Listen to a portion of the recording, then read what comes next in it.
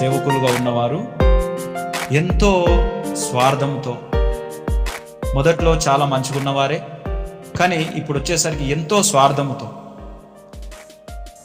అవసరమైతే వాళ్ళ పిల్లలకే ఓన్లీ వాళ్ళ పిల్లలకు ట్రైనింగ్ ఇప్పించి, వాళ్ళ పిల్లలనే బలపరిచి, వాళ్ళ పిల్లలనే అభిషేకాలు చేస్తూ, వాళ్ళ పిల్లలనే సేవకులుగా చేస్తున్నారే తప్ప, ఒక చిన్న పిల్లవాడిగా ఉండి మందిరానికి వెళ్ళిన వాడు ముసలోడైపోతున్నాడు, కానీ వాడు వినే స్థితిలోనే ఉంచుతున్నారు, ఉండటం లేదు, ఉంచుతున్నారు.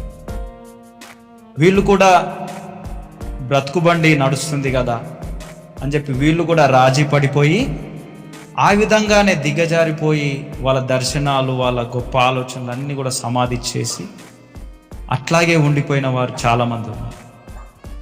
కాబట్టి సహోదరులు గమనించండి, అటువంటి వారి దగ్గర ఉండడం కూడా మంచిది కాదు. అటువంటి స్వార్థపూరితమైన సేవలు చాలా చూస్తున్నాం.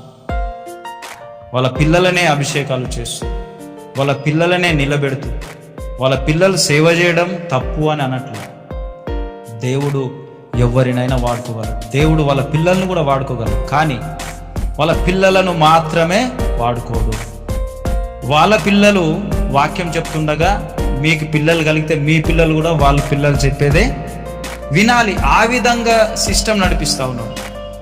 కుటుంబ రాజకీయాలు ఏ విధంగా అయితే మనం సమాజంలో చూస్తామో, కుటుంబ యాజకీయాలు సేవలో చూస్తాం. కుటుంబ రాజకీయాలు సమాజంలో చూస్తే, కుటుంబ యాజకీయాలు సేవలో చూస్తున్నాం. అది చాలా బాధపడవలసిన విషయం. కుటుంబ వారసత్వం, కుటుంబం.